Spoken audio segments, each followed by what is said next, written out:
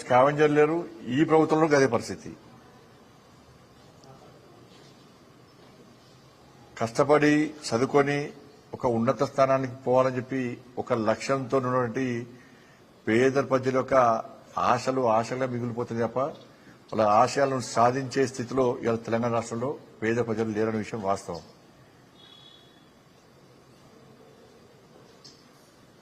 స్కూళ్ళుంటే, పాఠశాలలుంటే టీచర్లు లేరు. టీచర్లుంటే పాఠశాల భవనాలు లేరు. పాఠశాలలు టీచర్లు ఇద్దరుంటే కనీసం వసతులు లేవు. చాక్ పీసులు, డస్టర్లు కొనుక్కునే పైసలు కూడా లాస్ట్ బడ్జెట్ కూడా లేని పరిస్థితి. వాటర్ ఫెసిలిటీస్ లేవు, టాయిలెట్స్ లేవు, స్కూల్ బిల్డింగ్స్ లేవు, లోపల ఫర్నిచర్స్ లేవు, టీచర్ పోస్టులన్నీ ఖాళీ ఉన్నాయి, స్కావెంజర్లు లేరు, డ్రాప్అవుట్స్ ఎక్కువైతున్నాయి. విద్యా విషయంలో విద్యార్థులను ప్రోత్సహించేటువంటి పరిస్థితి లేదు. ఇవన్నీ ఉన్నాయి. దాంతోపాటు ఈ ప్రభుత్వ పాఠశాలలో ఈ పరిస్థితి. ప్రభుత్వ పాఠశాలలో విద్యార్థులు ప్రైవేట్ పాఠశాలలో పోదామంటే ఆ ఫీజులు భరించలేని పరిస్థితి, అంటే ఫీజు రీయింబర్స్మెంట్ ఇవ్వలేని పరిస్థితి. ఇది విద్యార్థుల సమస్యలుంటే టీచర్లకు సంబంధించి వాళ్ళు డిఏలు పెండింగ్ ఉన్నాయని చెప్పి గతం నుంచి అడుగుతా ఉన్నారు. పీఆర్సీ అమలు చేయమంటే అది లేదు. పదవీ విరమణ పొందినటువంటి ఉద్యోగస్తులకు వాళ్ళ బెనిఫిట్స్ లేవు. ఇవన్నీ కూడా ఈ విద్యా వ్యవస్థలో ఇటు విద్యార్థులు, ఇటు ఉపాధ్యాయులు, వీళ్ళకంటే ఎక్కువ పేరెంట్స్ పడుతున్నటువంటి ఇబ్బందులు ఇవన్నీ కూడా.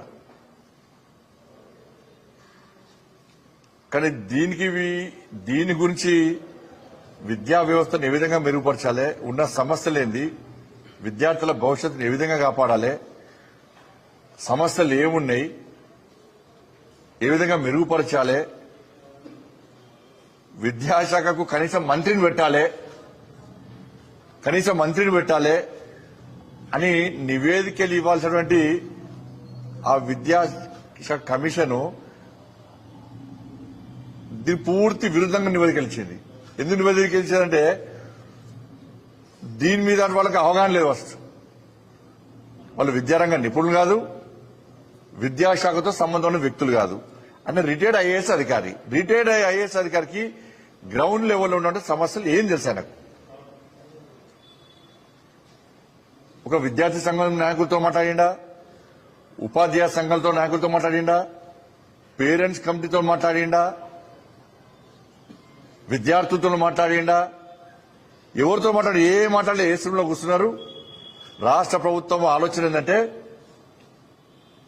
ఈ డిఏలు ఇచ్చే పరిస్థితి లేదు, పీఆర్సీ అమలు చేసే పరిస్థితి లేదు, జీతాలు ఇచ్చే పరిస్థితి లేదు. కానీ జీతాలు తగ్గించాలి.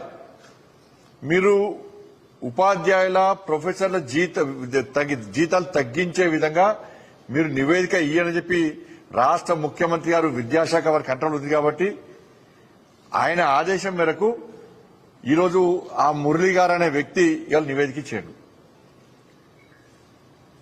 ప్రపంచంలో ఆదర్శవంతమైనటువంటి విద్యను అందించే దేశము ఫిన్లాండ్. ఆదర్శవంతమైనటువంటి విద్యనుంచే దేశం అది. ఆ దేశంలో ఉపాధ్యాయులకు, ప్రొఫెసర్లకు మాత్రమే అన్ని శాఖల్లో ఎక్కువ జీతాలు ఉన్నాయి వాటి.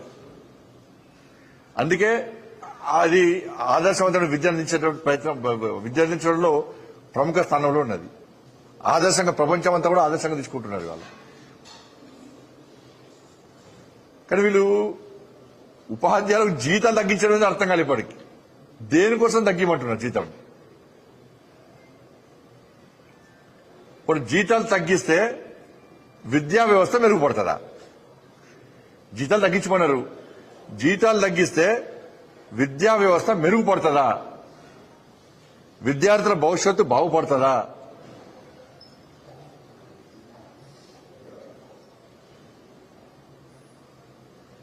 దేని ప్రకారము ఉపాధ్యాయుల జీతాలు తగ్గిమని మీరు నివేదిక ఇచ్చారు.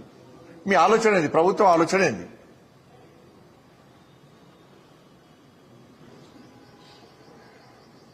వాళ్ళ ప్రభుత్వ పాఠశాలలో చదువుకునేది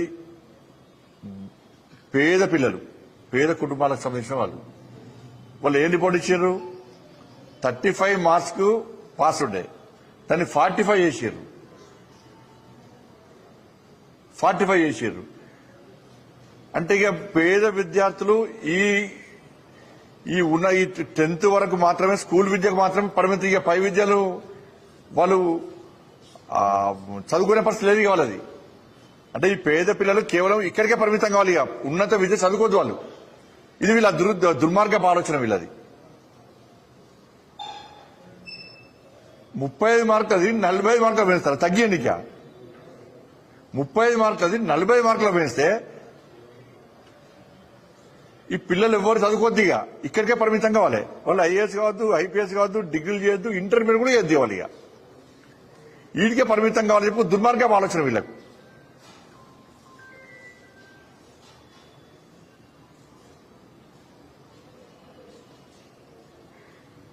ఇలా 30-20 సంవత్సరాలు సీనియారిటీగా ఉండి అదే వృత్తిలో ఉండి ఈ విద్యారంగానికి సేవలు అందిస్తున్నటువంటి ఉపాధ్యాయులకు వాళ్ళ ఎలిజిబిలిటీ ప్రకారము హెడ్ మాస్టర్ గా ప్రమోషన్స్ ఇస్తారు.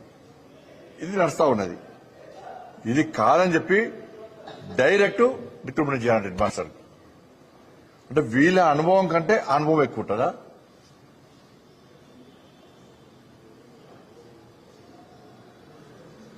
నేను మొదట్లోనే వీళ్ళని విద్యా కమిషన్ మెంబర్గా చేసినప్పుడే వ్యతిరేకించిన. వీళ్ళ భావాజాలమే కరెక్ట్ కాదు.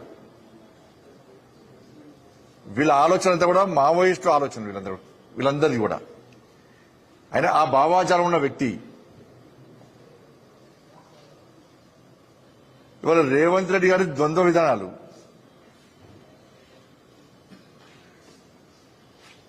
ఒకవైపేమో లొంగిపోయిన మావోయిస్టులు అందరు పిలిచి ఛాయ్ పోసిండు, సన్మానం చేసిండు, మంచిదే. కానీ ఈ అర్బన్ నక్సల్స్ భావాజాలం ఉన్న వ్యక్తులను విద్యా కమిషన్లు పెట్టి ఇలా వాళ్ళ ద్వారా నువ్వు బలవంత నివేదికలు తెప్పించుకొని ఏం సాధించినావు అంటే, మరి వీళ్ళ ద్వారా ఇవాళ ఎవరైతే అర్బన్ నక్సల్స్ ఉన్నారో, ఈ విద్యా కమిటీ చైర్మన్ ఉన్నారో వాళ్ళ ద్వారా తుపాకీ గుట్టల ద్వారా మేము ఏం సాధించలే, ఈ మావోయిజం అనేది అంతరించిపోయింది అని చెప్పించే దమ్ము రాష్ట్ర ముఖ్యమంత్రికి ఉందా? ఇటు వీళ్ళని పెంచి పోషిస్తున్న అర్బన్ నక్సల్స్ ను, ఎవరైతే మావోయిస్టులను సపోర్ట్ చేసేటువంటి అర్బన్ నక్సల్స్ లను పెంచి పోషిస్తున్నాడు, వాళ్ళ కమిటీలో చైర్మన్ వాళ్ళకు